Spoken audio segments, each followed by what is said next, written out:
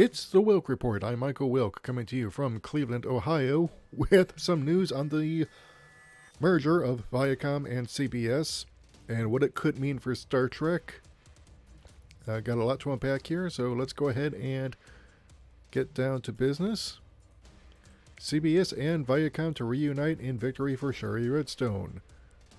She got her wish. After more than a decade apart, CBS and Viacom, both under her control, agreed to merge on Tuesday in a deal that will reunite a roster of once mighty media businesses.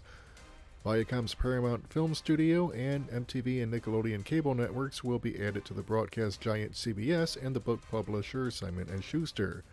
The combination of CBS and Viacom is a victory for Ms. Redstone, the leader of a family business that has led the two media giants for 2 decades. Their reunification, the two companies were once a single entity called Viacom until they were split up in 2006, was seen as necessary at a time when television audiences have eroded. Tech platforms like YouTube, Instagram, and Netflix have chipped away at big media, eating into the once fat profits that companies like CBS and Viacom reaped. Ms. Redstone had pushed for a deal for at least 3 years, but faced fierce opposition from CBS's board, including its former chief executive, Leslie Moonves. Mr. Moonves was pushed out last September after several women accused him of sexual assault. He has denied the charges.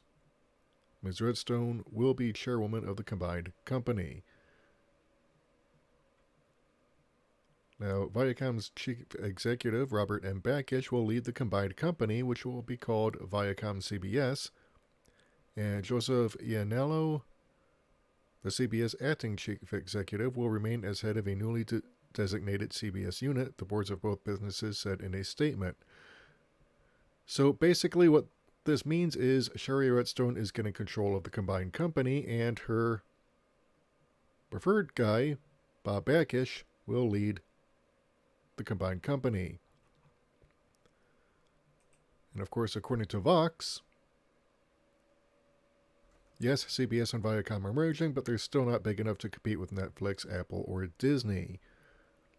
On Tuesday, the media companies CBS and Viacom finally announced that they are merging. It's a move their owner Sheri Redstone has been trying to make for years. The deal combines a big cable programmer whose networks like MTV and Comedy Central used to be powerful financial and cultural engines, and which also owns the Paramount movie studio, with the dominant broadcast TV network, which also owns Showtime.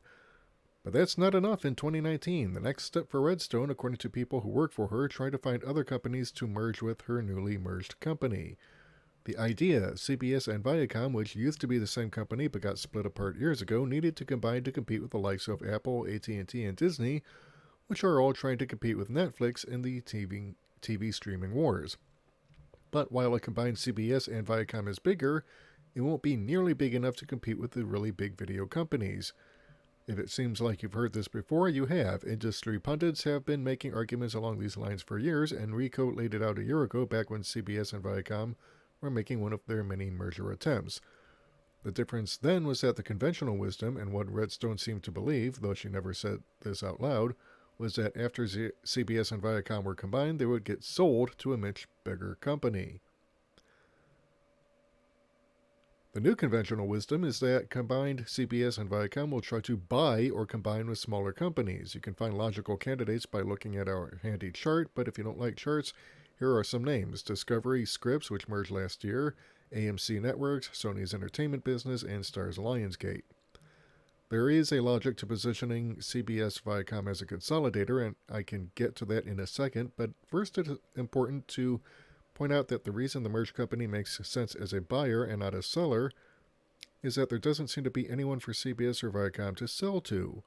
The really big media companies that might have combined with CBS and Viacom a few years ago, Disney, Fox, Comcast, and NBC Universal, and Time Warner, are all tied up working through their mega mergers. Disney bought much of Fox's assets, Comcast bought Sky, the UK satellite TV company, and Time Warner sold to AT&T. They won't have the ability to take on another big deal for a long time. Verizon, which looked at CBS in the past, has new management that has made it clear it does not want to buy big media companies anymore. So yeah, this is, where did our ads go? Yeah, well, they went away because your ads keep crashing my computer. So yeah, screw you, Fox.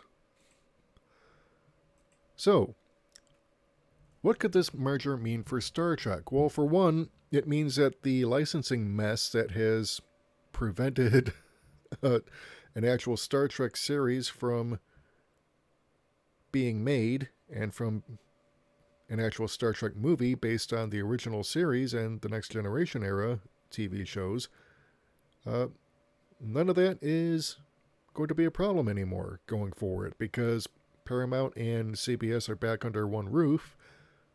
Paramount no longer needs to license the property from CBS. So, as far as how this might affect shows like STD and the new Picard show or Lower Decks, that I don't quite know. I'm sure there's going to be a ton of speculation here.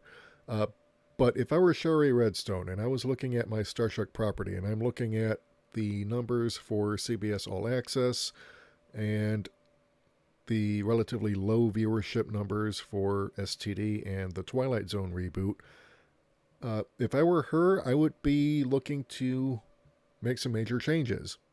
For one thing, bad reboot, Secret Hangman, I would be telling them to get the hell out. I would replace the production crews and say, look, let's go back to original Star Trek. Fans don't like STD. They're really not enthusiastic about the Picard spinoff unless it's set within the TNG universe. Let's go ahead and retool that, even if it means having to delay it a while. That's what I would do. But I would not want to go to air with a show that fans really are not enthusiastic about. I would want something that is going to sell. And right now, stuff based on STD and the Jar Jar Abrams reboots is not selling. So we'll see what happens with that. Now, as far as the Twilight Zone reboot, again, if it were me and I'm looking at this stuff, I would be telling Jordan Peele, get your butt in the writer's room now and start churning out scripts because this needs to have your fingerprints all over it, and you can't be content to simply be the narrator and act in a show that you're the face of now. So, yeah, this is pretty big news. We'll see what happens. What do you think? Do you think I'm full of it as far as my opinions on what this could mean for Star Trek? Do you think I'm onto something? I want to hear from you. If you like what you've heard and you want to hear more, hit the subscribe button and the bell icon to receive notifications whenever we upload new content. And if you want to help support the channel, keep the lights on, bring you more content, head over to our Patreon or subscribe to our page. We can't do this without you. Until next time, this is Michael Wilk for the Wilk Report saying take care, good night, I'm out.